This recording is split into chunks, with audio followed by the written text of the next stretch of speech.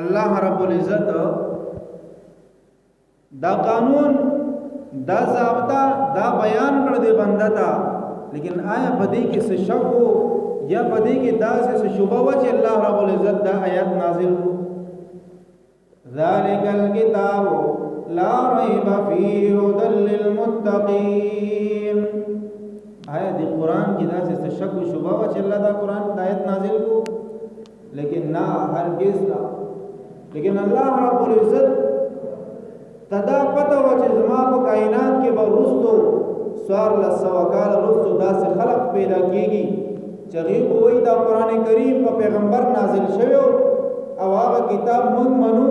لیکن دا اوس چې کوم کتاب راغلی دا کتاب نه منو، ولې دا هغه کتاب موږ ته نه دی را رسېدلی. نو الله تبارک وتعالی د آیات نازل کو ذالک الکتاب لا ریب فیہ ھدی للمتقین، چې دغه کتاب دی کوم د پیغمبر علیہ السلام په زمانہ کې صحابه کرام په دور کې د الله رب العزت په خپل پیغمبر باندې نازلو. ذالک الکتاب، دا کتاب دی کوم پیغمبر باندې نازل لا ریب فیہ، اے خلقو اے مومنانو تاسو پدې کې هیڅ قسم شک او شبهه مه کوئ. دغه کتاب چې تاسو په لاس کې دی دا هغه کتاب دی کوم چې په پیغمبر محمد عربي صلی الله علیه وسلم باندې نازل شوی دی، دا هغه کتاب دی. او د دې آیت نمخ کې الله یو حروف مقطعات دا درې الفاظ الله ذکر کړل د قرآن کې، دی کی عجیب حکمت دی. عام مفسرین د دې معنی دا کوي چې دا د الله او د الله د رسول منځ کې راز دی، او حقیقت هم دا د الله او د الله د رسول منځ کې راز دی، باندې بل سړی نه پوهیږي. لیکن علماء د دې څه تاویلات کړ دي. یو تاویل داس کوي الف لام میم، دا درې حرفونه الف لام میم دا درې حرفونه دي. د دریو حرفونو کې علما تاویل کوي. الف الله جل جلاله فرمایي زما په اولوہیت باندې قسم دی. لام الله فرمایي د جبرائیل په صداقت باندې قسم دی. میم د محمد عربي صلی الله علیه وسلم پر رسالت باندې قسم دی. د درې قسمونه الف الله فرمایي زما اولوہیت باندې قسم، لام د جبرائیل په صداقت باندې قسم، میم د محمد عربي صلی الله علیه وسلم په ناموس باندې قسم. الله دا قسمونه ولې خوري؟ الله رب العزت قسم ولې خوري؟ قسم خو سړی په خبره کې خوري کوم کې چې دروغ وایي یا دا غړي چې دا سړی ما باندې ګمان کوي چې دا به دروغ وي، قسم خوري خپل خبره رښتیا ښکارا کول د لپاره قسم خوري. لیکن چې کوم ځکه الله په قرآن کې قسم خوري غي مقصد صحیح الته څه مطلبي چر دین رستو کوم خبره کیدونکې دا خبره قابل غور دا قابل توجه ده، دې د ځان خه متوجه کا په دې باندې ځان کوی ک الله سوي. الله چې قرآن کې قسم خوري دا علامه نو الله فرمایي الف لام میم، اے مومنانو دا درې قسمونه زما په اولوہیت باندې قسم، در جبرائیل امین په صداقت باندې قسم دی، محمد عربی صلی الله علیه وسلم په ناموس باندې قسم دی. الله دا قسمونه ولې خوري؟ الله فرمایي ذالک الکتاب لا ریب فیه، اے مومنانو دې درې وړو قسمونو پس یو عظیم خبره درکوما، دا ستاسو په لاس کې کوم کتاب دی لا ریب فیه، په دې کتاب کې هیڅ قسم شک او شبهه نشته دی. دا قرآن کریم دې کې هیڅ قسمه شک او شبهه نشته دی. دا ځکه داسې بعض خلک پیدا شوي دي شکلونه یې تور دي، عقیدې تور دي، اعمال تور دي، لباس هم تور دی. څوک دي شکلونه یې تور دي، داسې عقیدې خرابې تور دي، دغه شان عمل خراب دي، تک تور دی. شیعاګان هغه خلک سوي دا قرآن وي هغه قرآن نه دی کوم په پیغمبر باندې نازل دی، العیاذ بالله. وی دا قرآن هغه نه دی، وی هغه صلیخ سپاره قرآن وی هغه بيزو پړل دی. او بعضی زمنګ نارینه زنانا بعضی مشران زنانا ساده غني هغه خپل سادهګۍ د وجنه وي قرآن چې کوم وخت کې نازل دي دوی دا به د ورو په پاڼو لیکل کېد او بيزو دا پانی خړلې دي آی د قران کریم لس باره خړلې شوی دي دا یو د عقیدې د سمولو خبره ده کدا کچره دغه زنانا په دی عقیده باندې د دنیا نه لاړه نو د خاتمه د ایمان نه ده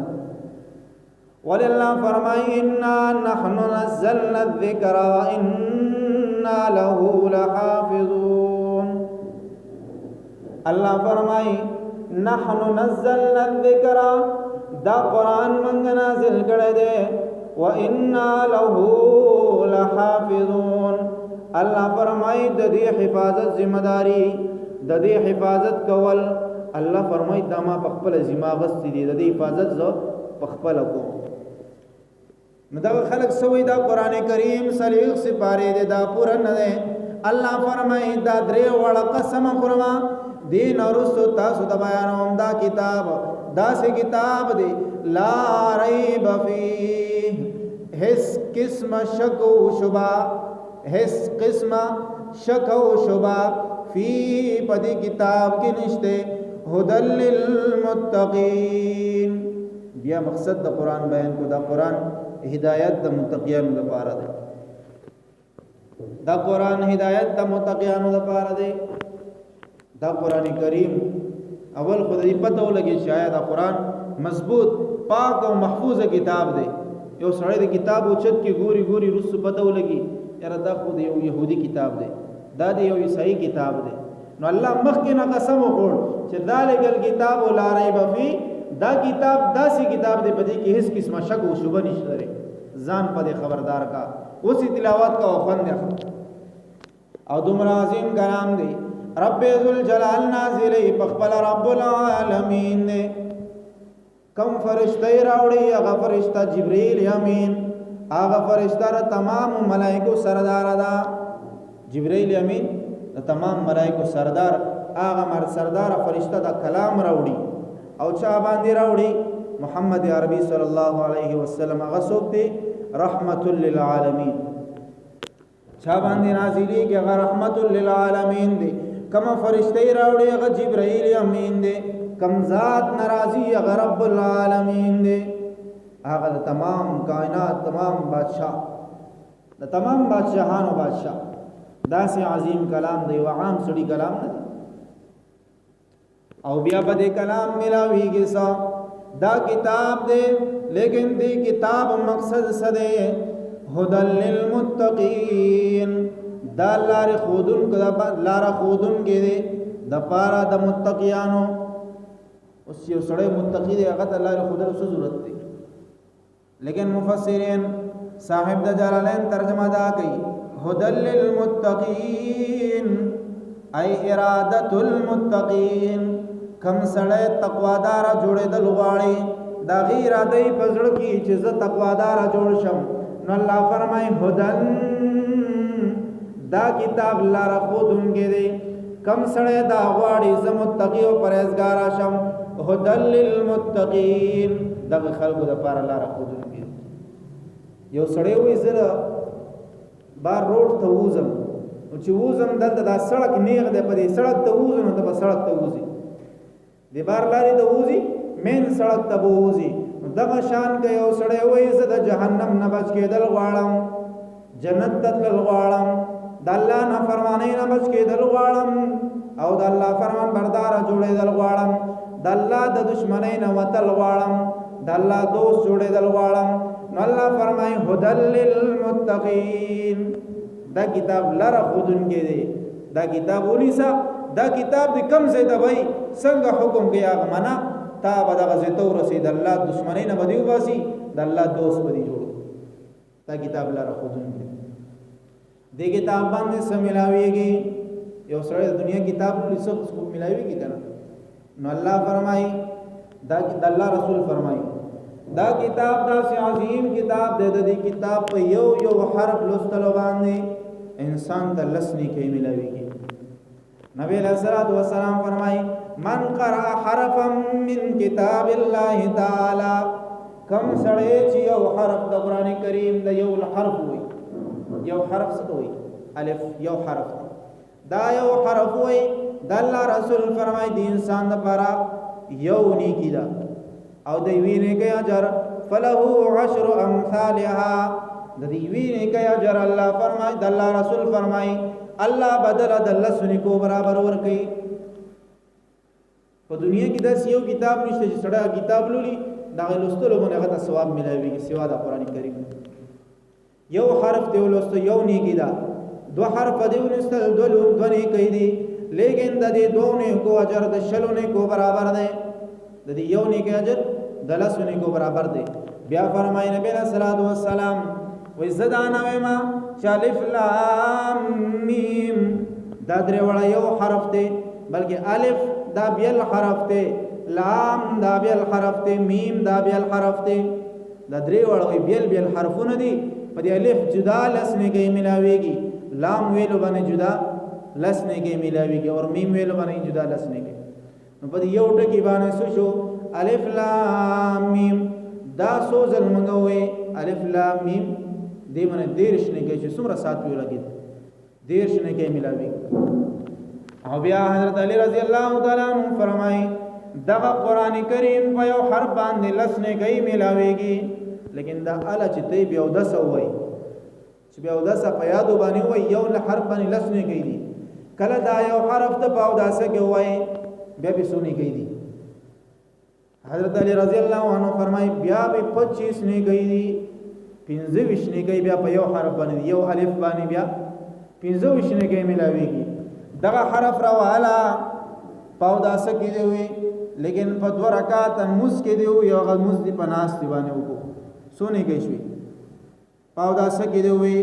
او په مانځ کې دی وي نفل مز کې. نو په یو حرف تا د 50 نه کې ملاويږي. مانځ کې دی یو الف وي پاو داسه کې نو تا د 50 نه کې ملاويږي. او بیا دا حرف پاو داسه کې د مز نیت ته تړل، لیکن فرض مز دی او دا فرض مز کې دی نو سو ملاويږي. حضرت علی رضی الله عنه فرمای دا یو حرف باندې استاد سلنی کې ملاويږي. دومره فضیلت ولې کلام بیا کې دي شي دا قران، لیکن افسوس کوم ته توفیق ملاوي. مونږ جمعه ترا شو مونږ سره قران کریم د تلاوت په ځای توفیق ملاوي دو په ځای باندې خبرو او د غیبت وخت ملاوي شي، موقع ملاوي شي. دوه دنه په جمعه کې اوځي شو چې غیبت د قران کریم تلاوت ته بیا برابرۍ جمعه ترا دن نو زمو معاشره بل شان روانه. نو معزز کرام سره جمعه ترا دن نشي د الله شکر ادا کی مانزه د 10 منټ شته 15 منټ شته الله ستاسو شکر دې یو دوه مخ سبق وو وایم. قران کریم راوالی لاول خپل کې خپل د سینې سره ولګي بیا شروع کی الحمدلله رب العالمین. روان شي قران کریم تلاوت شروع کی لږ سات کې بده یو صفه دو صفه تلاوت دوکو د دې څومره اجر ملويږي. د دې اندازه د کیلکولیټر هم نشي لګول، کیلکولیټر هم د دې اندازه نشي لګول په دې لږ سات کې څومره نه کې وړل. او چې جماعت ترادن نشي او موقع ګوري چې را اوس امام صاحب لا نشته یا مانزه درا 15 منټ شته اوس موقع درا چې غیبت وکړه بل څه دې وخت نشي کې پلانې څه دا وي دا یو موږ څه کوم دا کار دا ډیره تاوان خبره ده. نبی علیہ الصلوۃ والسلام فرمای غیبت کول وېدا د مردار وغه خړلې وی او سروي مردار شي. صحابه کرام نبی علیہ الصلوۃ والسلام سے وزل روان دي کچر کونډای باندې تیریږي یو مردار پرته پر سیدل بدبوئی کړي دا. صحابه کرام ته نبی علیہ السلام فرمای وی صحابه تاسو به سو غواړي چې دا راوخلې دا وغه وخوري. نبی صحابه عرض وکړي اے الله رسوله دا سوک کې دې چې دا په بیا باندې واخل دې وغه وخوري. نبی علیہ السلام فرمایل دا مردار په بیا غسل او د دې وغه خړل دا لا دومره کمزور او بیکار نه دي څومره چې د مسلمان رور غیبت کول بیکار دي. د مسلمان رور غیبت کول دي نه زیات بدتر. معززو او چې کله دا قران حافظ قران جوړ شي دا سړی قران وای په خپل بچی باندې قران وای. الله تبارک وتعالى دغه انسان مور خپلار تا ورځ د قیامت داسې تاج په سر کې چې دین انا بدن ورس په مینه زیات قیامت پر ورځ به یو ورنا نه انسان سره سوا د قرآن کریم نه چې د مور خپلار په سر به د تاج په سر شوی او کله چې سړی په خپل حافظ قرآنی هغه ته به حکم وکړي شي چې اوس به قرآن تلاوت شروع کا او شروع کا ون الف لام میم شروع کا او یو آیت وایو په درجو جنت په درجو باندې خېج او روان شي دی ور جنت په درجو باندې خېج او دا قرآن کریم بلولي دا قرآن کریم بلولي دا په څومره هغه پر درجات بلندي کې څومره اخري آیت ته ورسي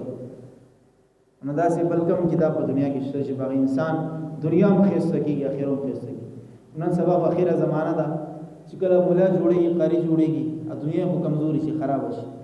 ولی د دنیا په نظر کې سپک شي وای دی بس پی خوري دی به ټوکړي خوري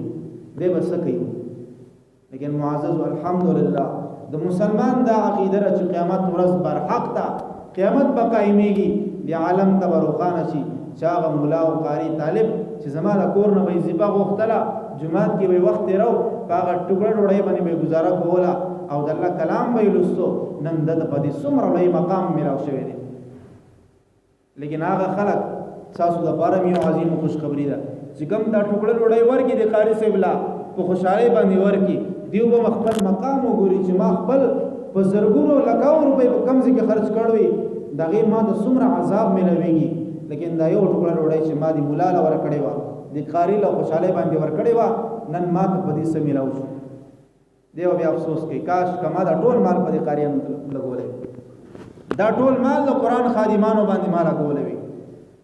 او په دنیا کې هم چې کله اسلامي نظام قائمي مولا علی قاری رحمت الله علیه فرمایي چې کله حاکم حکمران وزیر اعظم امیر المؤمنین دا وزیر اعظم نه وزیر اعظم هغه چې امیر المؤمنین وی کله چې غرازي نو عالم ته حکم د چې دیو پاسي داغه حکمران استقبال وکړي چې امیر المؤمنین دانی دغه استقبال وکړي مفتی په پاسي دغه استقبال وکړي